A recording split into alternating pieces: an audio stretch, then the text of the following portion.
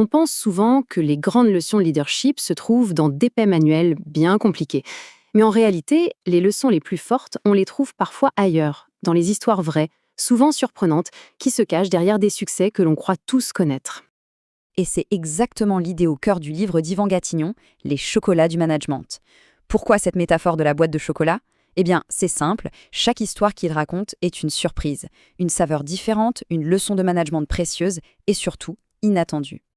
D'ailleurs, cette approche, qui consiste à apprendre à partir d'histoires vécues plutôt que de théories abstraites, elle a été qualifiée de rafraîchissante, de hors des sentiers battus.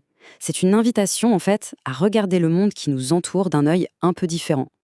La méthode du livre est donc assez claire. Il s'agit de prendre des récits passionnants, bien réels, et d'en extraire des conseils pratiques qu'on peut appliquer. L'idée, c'est de transformer ces histoires en de véritables stratégies. Allez, pour voir comment ça fonctionne concrètement, on va croquer dans notre premier chocolat.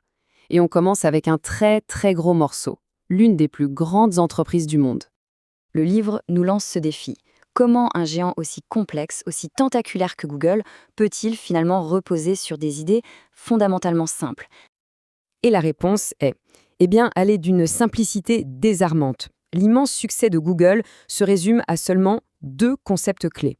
Le premier, c'est un algorithme génial pour classer les pages web en fonction de leur pertinence, le fameux PageRank. Et le second, un modèle économique totalement nouveau à l'époque, basé sur des enchères pour de la publicité ciblée. Pas 50 idées, juste deux. Et c'est là que ça devient vraiment passionnant comme leçon de leadership. Ça nous montre le pouvoir incroyable qu'il y a à identifier et à se concentrer sur l'idée fondatrice. Le vrai génie, au fond, ce n'est pas de naviguer dans la complexité, mais de réussir à la réduire à son essence la plus pure et la plus percutante. Exactement ce qu'ont fait les fondateurs de Google. Mais attention, cette recherche de l'essentiel, ce n'est pas réservé qu'au monde de la tech, loin de là. Comme le montre le livre, on retrouve ce principe un peu partout. Que ce soit dans la mode, avec Coco Chanel qui a radicalement simplifié la silhouette féminine, ou même dans la conquête spatiale avec Neil Armstrong. Bon, maintenant, on change complètement d'univers. On va s'intéresser à l'un des groupes de musique les plus cultes de toute l'histoire.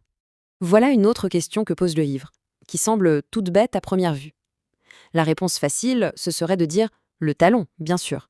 Mais si on creuse un peu, on découvre que les mécanismes de leur performance exceptionnelle sont bien plus profonds. Non, la réponse, ce n'est pas juste le génie musical. L'analyse met en lumière des stratégies très concrètes. Par exemple, leurs milliers d'heures de répétitions intensives à Hambourg, bien avant la célébrité. Là-bas, ils jouaient parfois jusqu'à 8 heures par nuit.